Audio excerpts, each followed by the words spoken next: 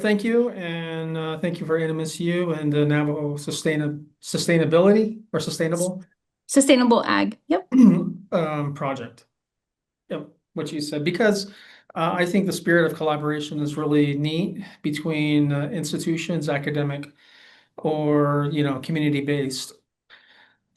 Collaborations are really pivotal with our Navajo land crop growers, agriculturalists, and folks, in the industry with natural resources, because more and more we're seeing that food sustainability and I guess food sovereignty, and with Native Americans, tribal food sovereignty is more important because, we see that things like the um, things like international politics, or things like tariffs, or even COVID-19, things that tinker with our supply system really has an effect with with the more rural areas of the United States, particularly like with Navajo and other Native American populations. So even more, it's that much more important for us to understand how to not just understand the nutritional value of the foods, but how to actually preserve the foods that, that are important for us to sustain ourselves and our families and our communities as well. So it's really interesting because this is actually my first webinar talking about food canning. Because I'm more, a lot of my emphasis is on health nutrition. I delve deeply into SNAP education. Here in Utah, we call it Create Better Health. So I'm into the school systems, aging services, primary age students, like in Head Starts, just to try to inform them the importance of it how important it is for us to be healthy for ourselves and for our families going into the future. With that said, food preservation is just as important.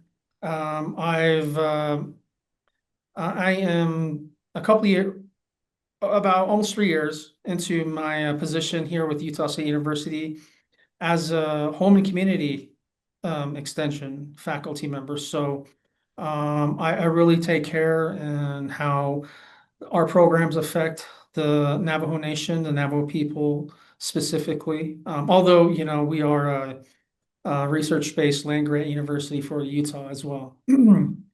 Okay, so again, my name is Ryan Benali. Here in San Juan County, San Juan County is actually perpendicular to New Mexico. So you have the Four Corners, the county in Colorado, just north of San Juan County, New Mexico is, I think it's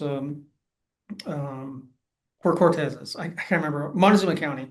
Then right next to that is San Juan County, and just below that, I believe, is Apache County.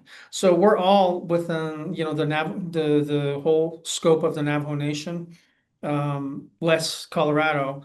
That's where we come in. So obviously, San Juan County does have a big stake in how Navajo farmers and Navajo growers yield from year to year with our work on a day-to-day.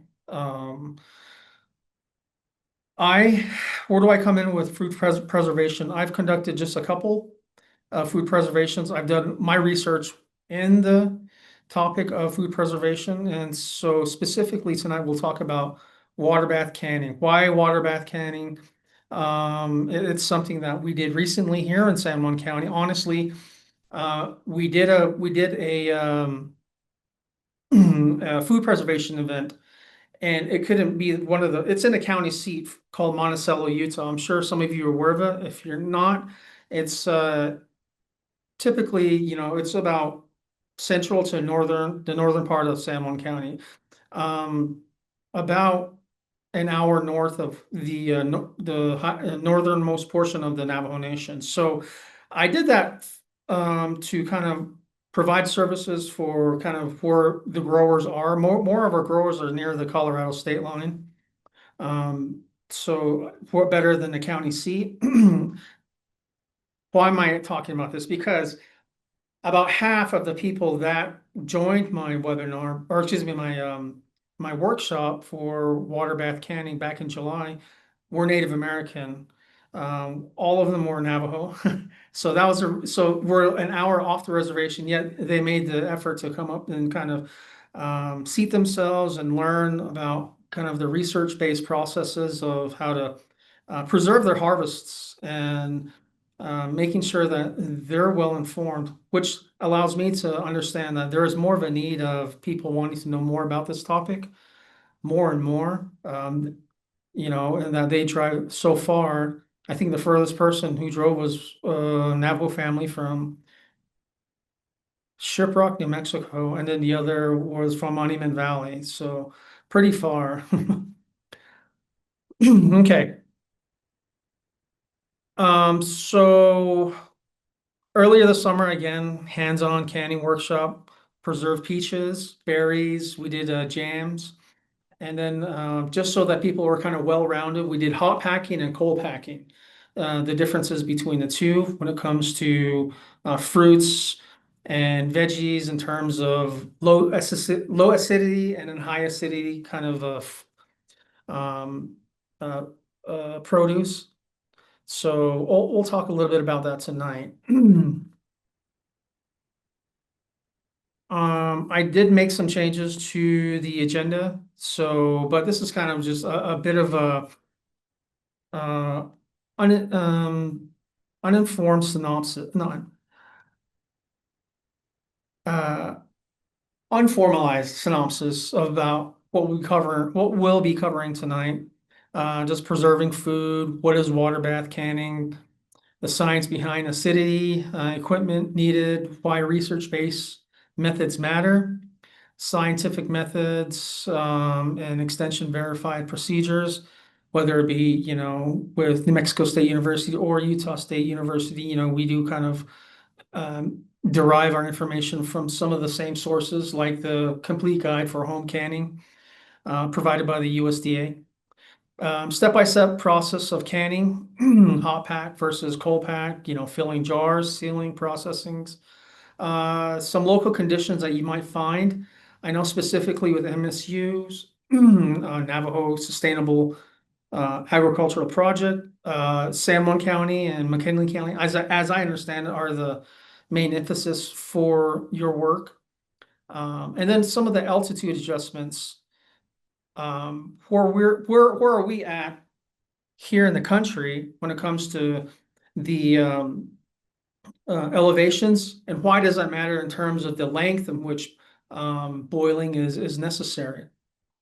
Okay, common mistakes and safety tips, and then just some resources that we might all find when it comes to canning. Okay, so just some of the basics so we kind of understand.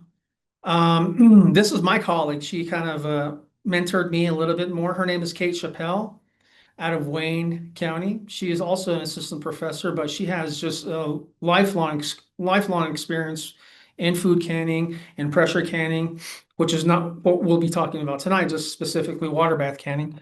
But she's just really well-rounded, and I was really lucky to have her join me in our event this past summer. One of the things that she did say that I thought was really interesting, and I'll go ahead and quote her, is that we're able to provide you with this information about food canning because it's research-based, meaning someone used the scientific method of researching, of actually gathering the data, and then experimenting, with results, whether it's good or bad, or none of it's bad, but positive or negative. And their work was able to be replicated by someone else, and it was equally successful. That's how we understand this information to be reliable and to share with you. I thought that was an incredible quote that she said, a very basic of the scientific method, but just as important when it comes to the information we'll be talking about tonight. None of it's family methodology. None of it is based on, hearsay or what this works and what might not work. All of it is research based. It's essentially information that we can count on, lean on, and that we can replicate and kind of share with other people because we know it works, it's safe for our communities. Okay. All right. Why we preserve food? Why do we, after we harvest, why should we preserve the food? I mean, if we have a local grocery store, well, that's the one thing. Here in San Juan County, Utah, um, we're considered a food desert, especially with our side of the county where the reservation is. That is incredibly uh, evident when you can only find one grocery store. Of all the Utah Navajo, that little Utah Navajo sliver here in San Juan County, there's only one grocery store. Off the reservation, there's only two other grocery stores. So uh, more and more, it's more important. Like I said, those um, vulnerabilities to our supply chain, especially here in rural Utah, the rural American Southwest, uh, should be more evident.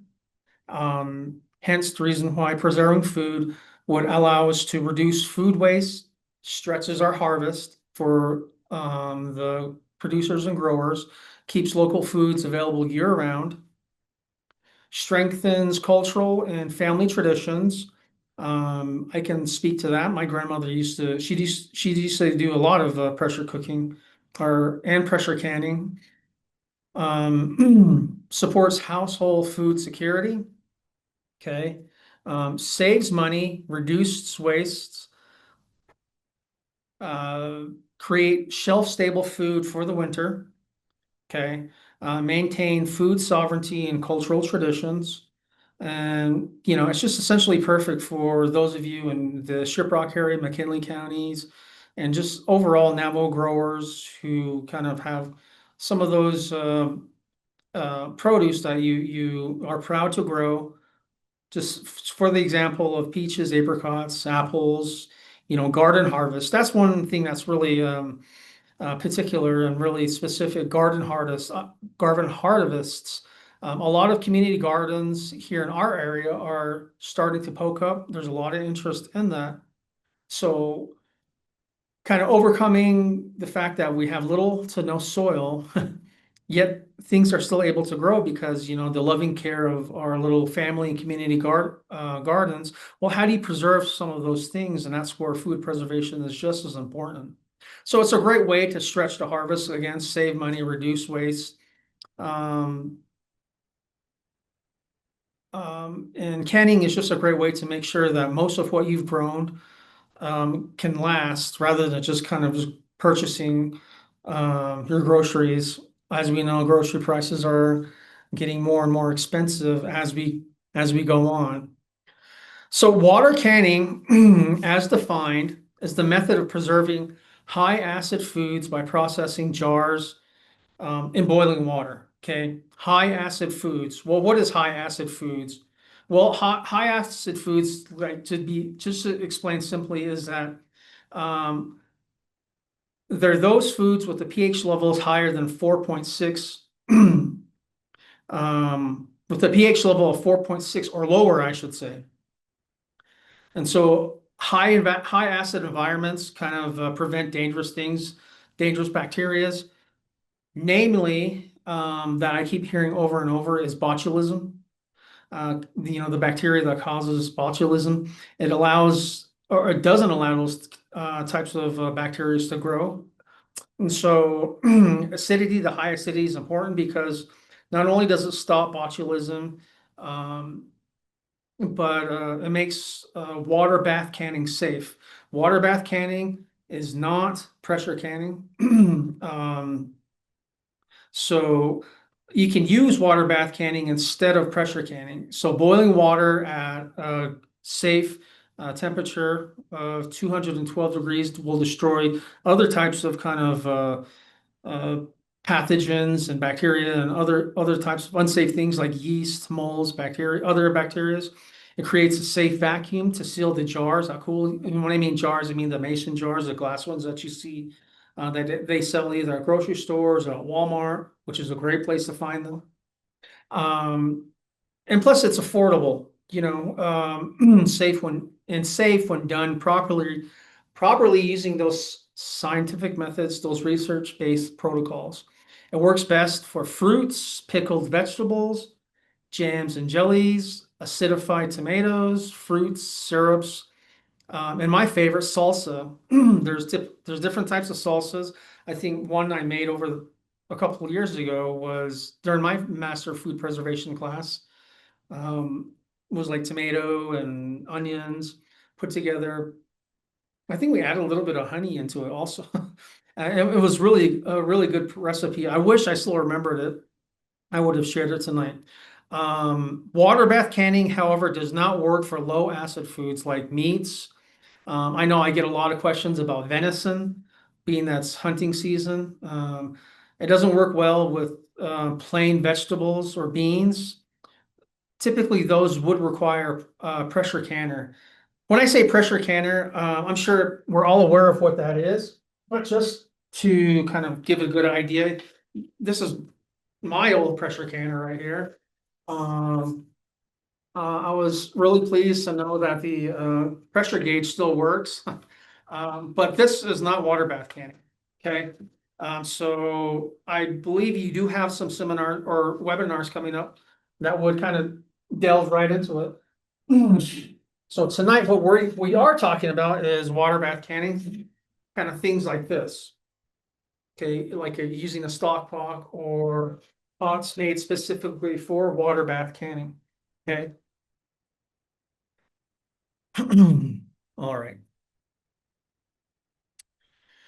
Okay, food safe for water bath canning. Again, peaches, apricots, apples, pears, kind of those fruits, berries, mixed spreads,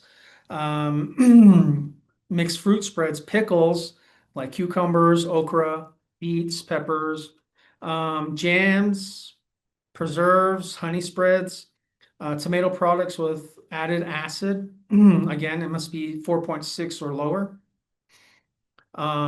Key message here, only high acid foods go into the water bath canner. Okay. So some of the science behind it, the reason why this works is because the high acid foods again prevent the growth of botulism. Boiling water provides enough heat so that it can destroy those spoilage organisms and molds that would otherwise be detrimental to kind of the foods that we want to preserve. Again, boiling water at sea level is 212 degrees Fahrenheit, hot enough to kill some of those harmful microbes.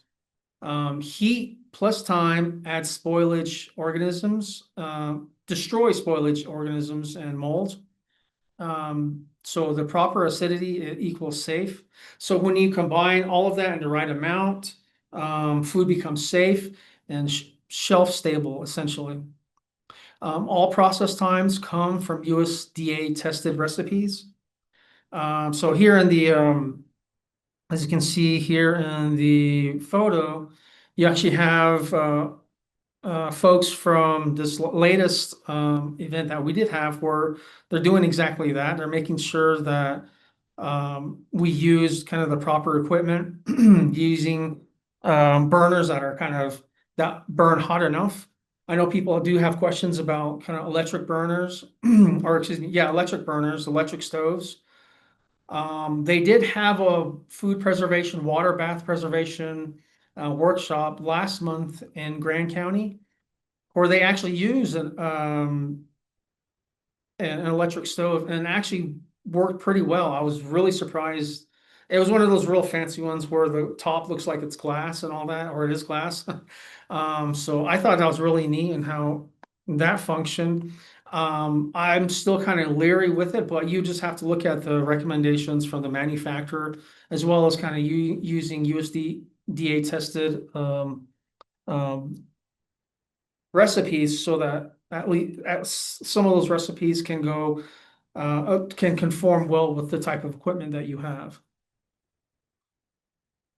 Okay, so I guess I went over. So one of the things that's most important is that we kind of, just like if we cook ground beef to kill E. coli, the USDA tested canning recipes are designed so that food reaches temperatures that destroy microorganisms that can make us sick or spoil the food, like, just kind of like the basic temperatures that we all know, like meats. As an example, like chicken has to be over 165 degrees um, to kill, like things like salmonella or E. coli. So with canning, we don't guess with it. We don't adjust like the vinegar levels when you're talking about pickled vegetables. We don't use untested recipes. We don't create our own combinations, because safe canning depends on heat penetrating penetrating in a very specific way. So tested recipes are safe because they've been researched, again, tested, repeated, and proven, which is a really good segue going right into our equipment checklist. Okay, so kind of the equipment you need. You'll need equipment to boil water. So you'll need a water boiling canner, a deep pot with a rack, canning jars, new lids, screw bands. So if you have like a mason jar, and I do have okay, so just jumping over just so I can give you that. I didn't give you enough, I didn't put in enough photos, but here's an example of the mason jar. You have the you have the band right here, the screw band, and then the actual lid right here. The lids actually have to be brand new. Okay, so just to give you a little bit of context. Okay, but what's really important here? Okay, so new lids, screw bands, the jar lifter. I don't have an example of that, but they're kind of these slinky things that do that. They have a handle at the bottom. It's like a pair of scissors, but at the very top, it's kind of concave on either side, so it can pick up the jars because it is superheated as you're boiling it. A funnel, a jar lifter, bubble remover, clean towels to use to wipe the kind of lids off the mason jars, and a tested recipe. Where do we get these recipes from, though? Well, here are some good examples. We have the Ball Blue Book. I don't know if you can see that. It's an excellent resource. The book's just what you need for canning, not just canning, but dry and freezing foods. It's one of the great things that we can provide, or that is provided to preserve food, as well as the thing that I went ahead and source a lot of what I'm talking tonight is the complete guide to home canning. Here you can get all the recipes that you do need for a lot of the applicable recipes that we might have at home. Okay, it talks about temperatures for food preservation, the elevations, some of the danger zones, and a whole plethora of different types of recipes, what to expect at different elevations, preparing, selecting fruits or vegetable products. It's a really good resource to have. So you can get kind of those scientific methodologies and making sure that the process is safe. So one of the important key things about your equipment is that before you start timing, the jars have to be completely submerged okay, so let's break this down in the example of like fruits. So you slice up peaches. We'll talk about water boiling canning. You want prep equipment, keeping the jars hot. You prep the food first. Wash, peel, pit, or trim as whatever the recipe states. You want to prevent the browning of peaches, pears, apples, kind of what we talk about oxidation. You want to choose a pack, either hot pack or raw packing. So to heat food and water, juice, light syrup before jarring, making sure that it has better quality. Raw packing allows for some fruits, as per the recipe. Filling jars, you add hot fruit, cover liquid, headspace between the jar and whatever fruit or food item that you're wanting to preserve, and then you leave at least a 1/4 inch of space. then that's when you want to cover it with the mason jar, the lid, and the band. Before you put it on, you want to use your clean towel, damp it, and then kind of put it around the jar. Wipe around the jar. At the same time, there's a can't remember what it was called, but you want there.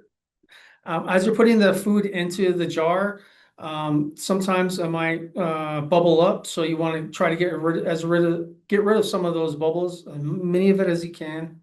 You process the boiling, the rolling boil for recipe time. Commonly 10 to 30 minutes, depending on the product, packed or a recipe. And then you let it cool for not just 5 minutes, but 12 to 24 hours before you start to check the seals or remove the rings. So that's kind of like a really simple way of explaining kind of like fruit. When it comes to your equipment. So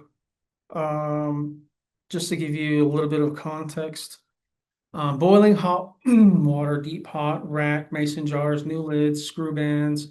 So the boiling water canner, just kind of go into that, is kind of a deep pot, just like I explained. I got this one at Walmart. But then there are and then only because I had a rack that went into it. A rack is just simply kind of like a metal grid you put in there, and that's what you put the glass mason jars in, full of the fruits or vegetables or whatever you're trying to preserve.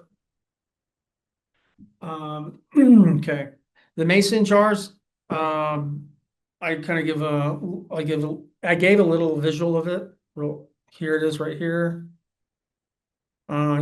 New lids, making sure the lids, because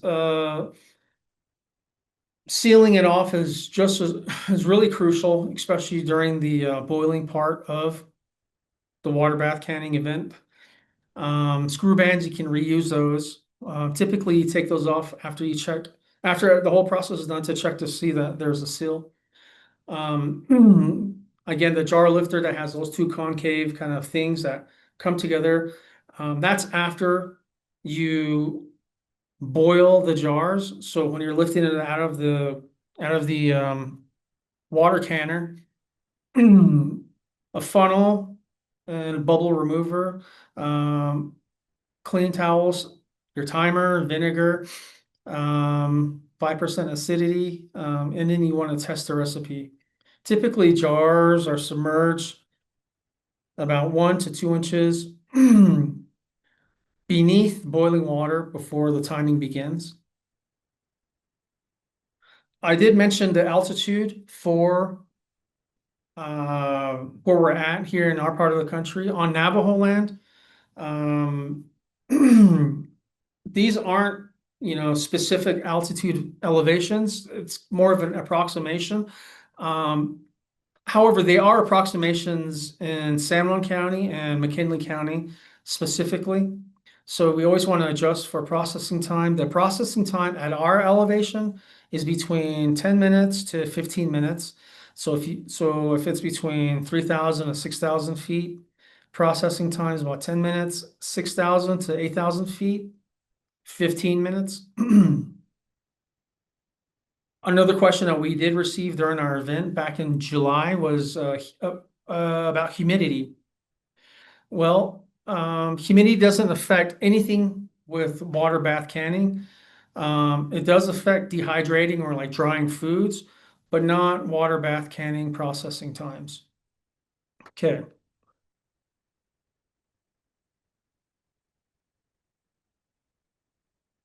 So step-by-step jars and equipment. You want to wash the jars with just your typical dishwasher soap.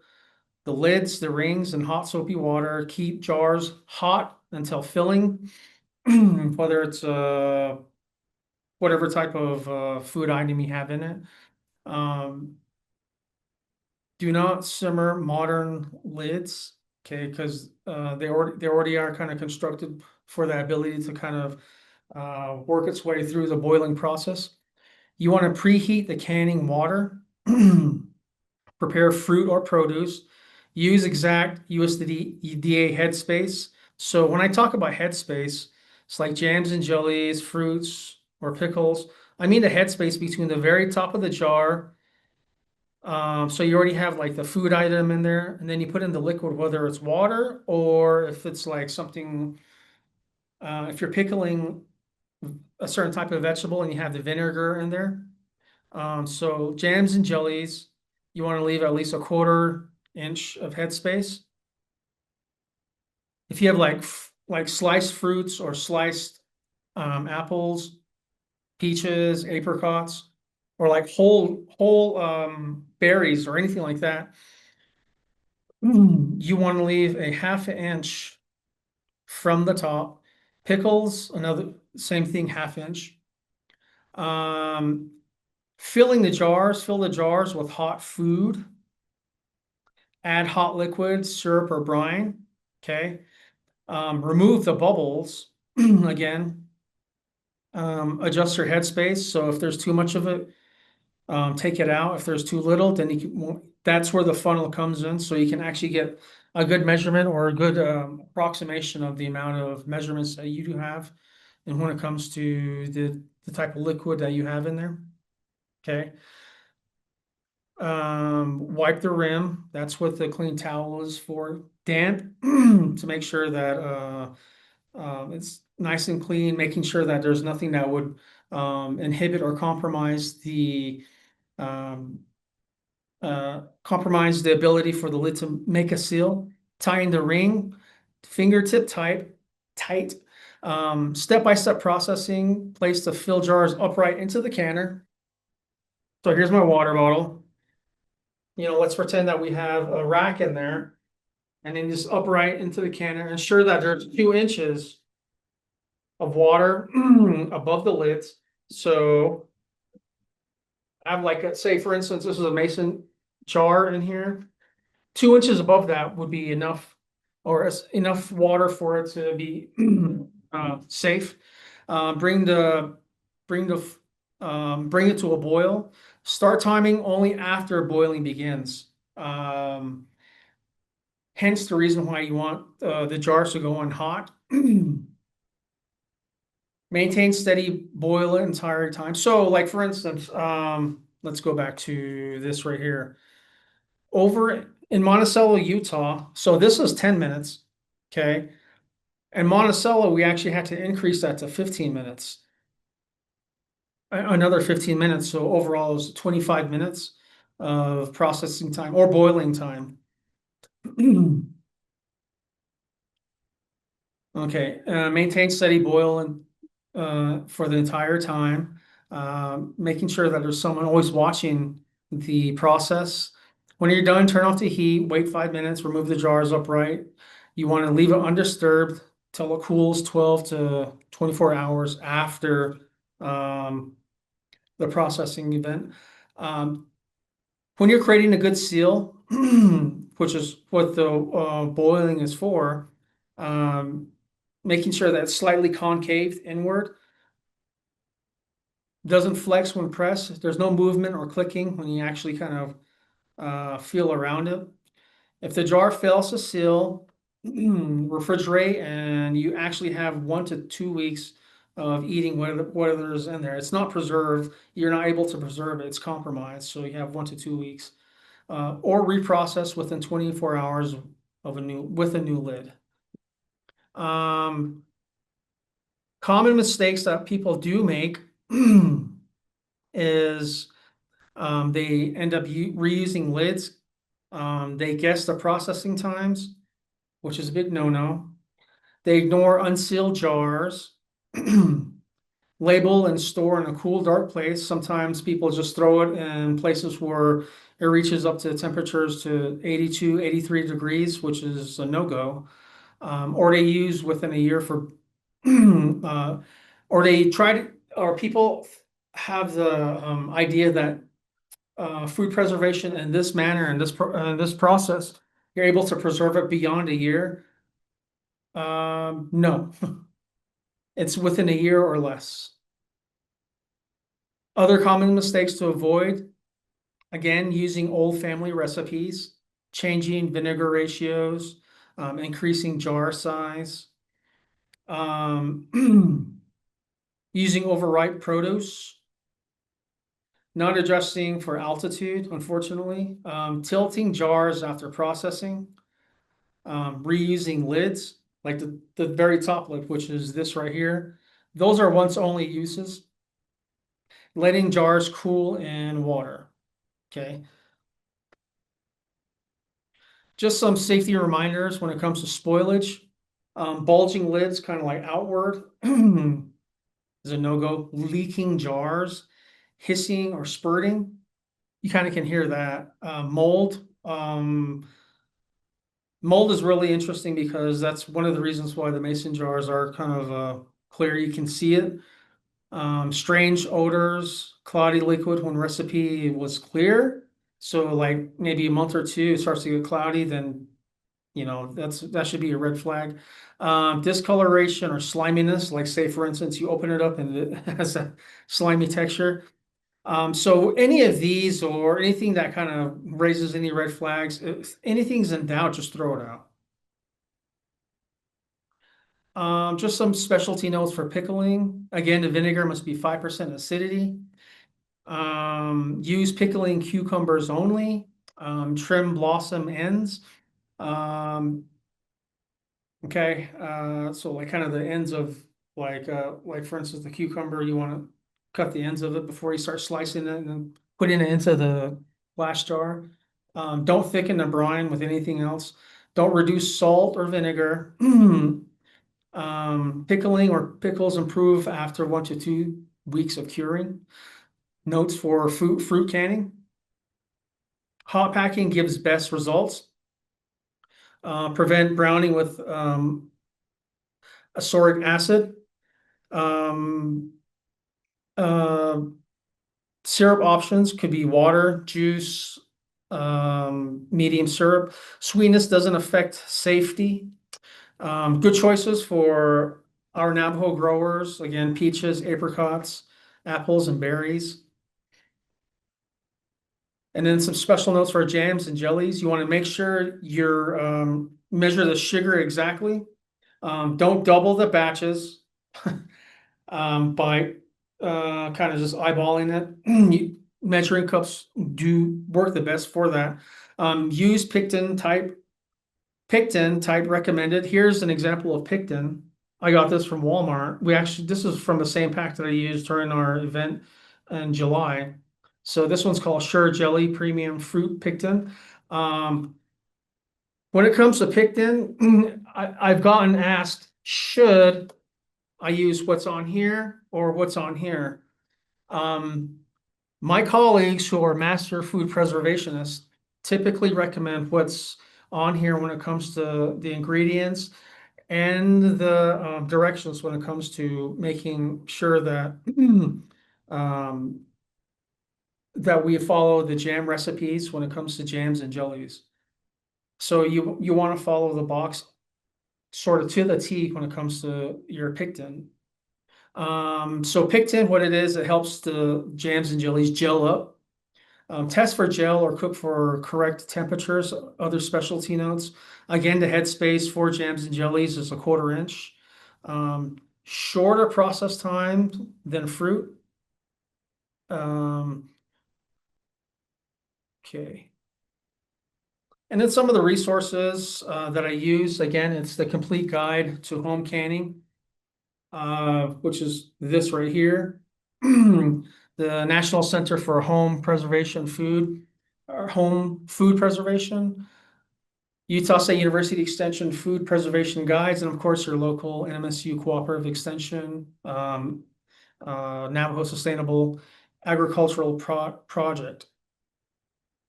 I mentioned hot packing, so just really quick, going back to here, what is hot packing and raw packing when it comes to water canning? Okay. All right. Well, hot packing is both are food preservation methods when it comes to water canning. However, the hot packing method is where the food is heated or cooked first. So like you would actually use like a stock pot like this. You would mix in the sugar, the pectin, as it's related by the by the ingredients in the direction and whatever like fruit. So like in our event back in July, we did peaches. So we made the right amount. We follow the ingredients under the complete guide for home canning, and then we mixed in everything else like the sugar and the pectin. You cook this first. Some of the advantage of doing this, and then what after that, and then you scoop it up and put it into the jars, and then the jars go into your water bath canning, and that's hot pack method. Some of the advantages of doing that is it removes air from tissues that are within whatever food or produce that you have. It creates a better vacuum seal. You get better color, flavor retention. That's really good, better color because you can actually see what looks normal and what doesn't. If something isn't particularly looking normal or if there's spoilage, you can tell. More food fits into the jar. So when you actually cook it using the hot packing method, it actually kind of shrinks. So more of it fits into the jar. Reduces kind of those floating foods within the jar. It's kind of the same thing. Kind of better quality for long-term storage. When to use kind of hot packing when you kind of cook the food first, like fruits, vegetables, or excuse me, fruits, tomatoes, um, kind of jams and jellies, and um, kind of just from my overall top of my head. Whereas a raw pack method, or they call it cold pack, where food is actually placed into the jars. So here's my example again. Here's our jar, or as you can see right here, what kinds of foods would you use for cold packing? Say, like for instance, you can still use peaches, pears, tomatoes, firm vegetables. So in our instance, we used baby carrots just for the necessity of actually kind of teaching our class. We use baby carrots. You put the food in there first. You make sure that the vinegar is at the 5% acidity level. So you put the items in there, you put the vinegar, making sure there's headspace. I believe it was half inch. And then you kind of then you put on the lid with the band. Then you put it into the water bath canner. Um, People prefer that over the hot packing method, but some of the disadvantages of raw packing are like food often floats in the jar. Unfortunately, there's more air pockets, so you kind of have that lower vacuum kind of within the jar that it shrinks during processing, so leaving jars looking half empty, and sometimes it's less than heating, especially in dense jars. And then you have a shorter shelf life with compared to hot packing. So those are just kind of the difference when I say hot packing and cold packing or raw packing. All right.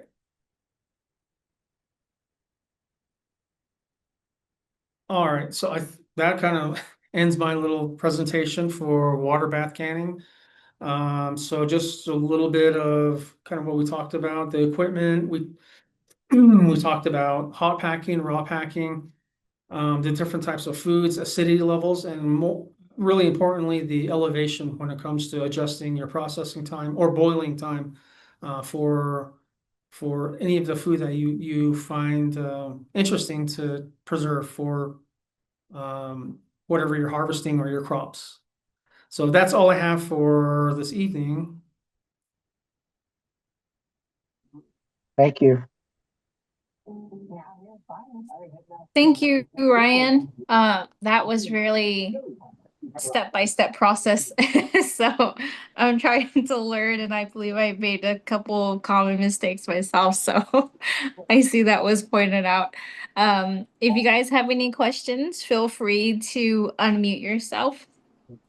While you guys are thinking of some, I would like to release a poll, if you don't mind, taking some time out of, probably like a minute out of your time to answer some of our poll questions. I would really appreciate it.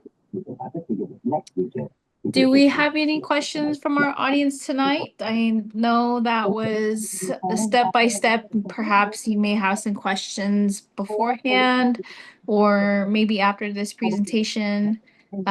So I'll just go ahead and give you guys a moment. If not, then we'll go ahead and move forward to our announcements and we'll conclude our presentation for this evening.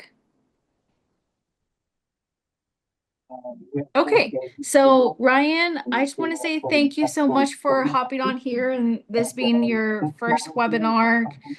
For sure, I'll be talking to you later on tomorrow to see if I can get a copy of your presentation. That we always have it shared to our webinar platform. So if you have anything else as far as publications that you may have already published through USU, I don't mind sharing that information as well when it comes to food preservation. So I'll go ahead and reach back out to you tomorrow, but you're more than welcome to stay tuned to listen in to our upcoming events. If not, then you're free to I go got a ahead question. and exit. Okay, all right, Terrell. I find food preservation science amazing. I mean, it's something we struggled with for a long time. And just the technological advances like using salt as the beginner. But okay, so my question is, um, those vacuum type bags that seal fruits also, um, how does that compare to jarring? Does canning, sorry, does canning have a longer shelf life than the airtight bags in your opinion or your knowledge?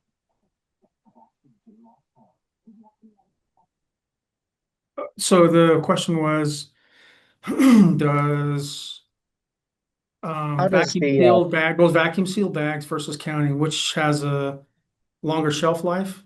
yes. Um, so essentially what you're doing is removing the food around the air, right? Mhm. And slowing down the oxidation between, um, like kind of like the browning of the food, say for instance, apple slices Mhm. or peaches. What that does is it does slow the growth of kind of those microbes or organisms. Mhm. Um, the one thing that sealing fruits does is that it doesn't have a shelf life really of that long. It's not really safe for fruits or kind of moist or water-based foods. Mhm. Botulism can still grow in low oxygenated kind of environments. It doesn't kill the bacteria when you vacuum seal it, like for Mhm. instance, molds and yeasts that I did mention before. Okay. Okay. Seal bags are room temperature, so you still have to refrigerate it rather Yeah. or even Like freeze freeze it, it. Yeah. And it depending on like how much hydration is in the food, it's if you put it in a fridge, it's typically 7 to 14 days. In a freezer, maybe 1 to 2 years. In a freezer, it just gets really solid. Mhm. Yeah. So yeah, vacuum sealing doesn't exactly have as much of a shelf life as does, water bath canning. Whereas, water bath canning, whether it's hot packing or raw packing, it uses like high heat and the acid within the high acid and then the amount of time as per whatever the elevation that um, you're trying to can the food at. Okay. Um, Pantry temp, you can store it at pantry temperature, which is, what was it, Mhm. yeah, 50 to 70 degrees, Mhm. for that extended amount of time between 12 to 18 months, although I'd only recommend 12 months.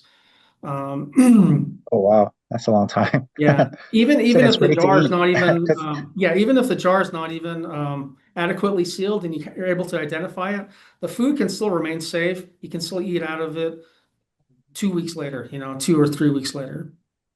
Yeah. Hmm. I was curious. Just wanted to see your input, hear your input. Yeah. Appreciate that. I appreciate the sciencey approach to it. Um, yeah, that's all I got. Thank you. All right. Yep. Thank you, Terrell. Do we have any more questions from our audience tonight before we conclude our presentation? Oh, just a comment. So that, or I guess it's a question. That ball book, I went to the online and I looked at a PDF of a 1990 publication. So I'm sure the food list has grown, correct? By then. Yeah, I think the latest one is 2015. I just looked really quick. I didn't see how many pages, but what I found really interesting about it was that it various different fruits have different time lengths to boil. And I was wondering if there's like a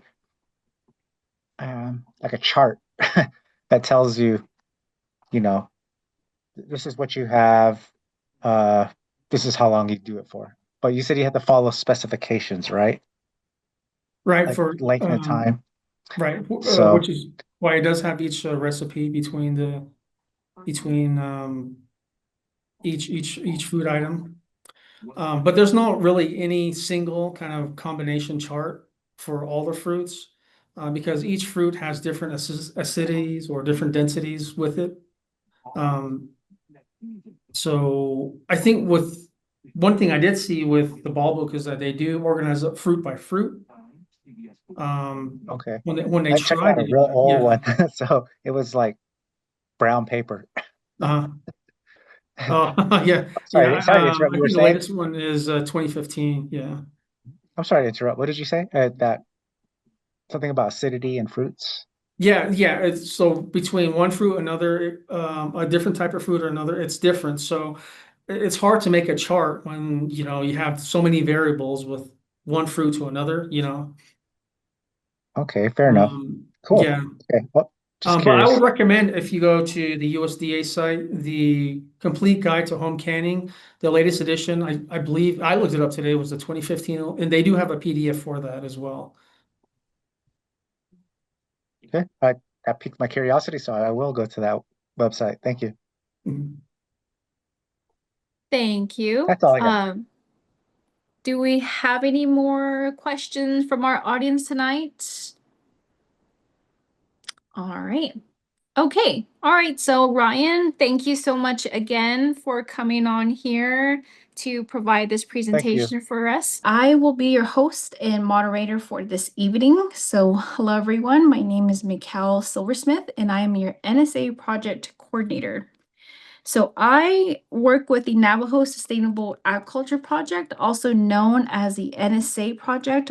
Our program is funded by the USDA Outreach for Native Farmers and Ranchers and Veteran Farmers and Ranchers program. So at the NSA, our primary goal is to support producers by providing resources that help improve their operations, both profitability and sustainability. So some of the folks that you see on here, such as our project partners, which is New Mexico Cooperative Extension, as well as the Nate College Land Grant Office, COPE, which stands for Community Outreach and Patient Empowerment. We deliver in-person workshops and webinars tailored to producers' needs based on the feedback that we gather from each sessions. So some of our recent workshops that we collaborated with the project partners that I just mentioned not too long ago, we've hosted livestock record keeping, which is both the financial and production side of things, as well as livestock first aid training that we have pretty much concluded this past 2 months ago, and we host those livestock first aid training twice a year with the help with the Nate College Land Grant Office, as well as some of our food preservation and horticulture, gardening, backyard gardening type of topics that we collaborate with COPE, which stands for the Community Outreach and Patient Empowerment. So some of you may have been on here on our webinar platforms when it came to Carol Palmer's presentations. So most of you may have been familiar with her, with a lot of her presentations that take a slight creative turn. So it's pretty neat to have her back on here and share that type of information. So some other stuff that we also provide is another essential goal of ours is to help increase our producers' knowledge in USDA programs. So many of you are pretty much familiar with NRCS and FSA programs like Forage Drought Loss Assistance, Crop Disaster Assistance. So through our virtual fairs, we do host USDA local field offices to give them that platform to share their program details so their local farmers and ranchers know what they can access, the support that aligns with their needs. Like applying for EQIP through NRCS and drought loss assistance through FSA. So we're also proud to offer a conservation planning program in collaboration with Dene College Land Grant. Our project resource specialist, Ms. Shirley Toth, who's actually on here, and our resource technicians, who are also on here too. They work with ranchers and farmers one-on-one throughout Eastern and Northern Navajo agencies.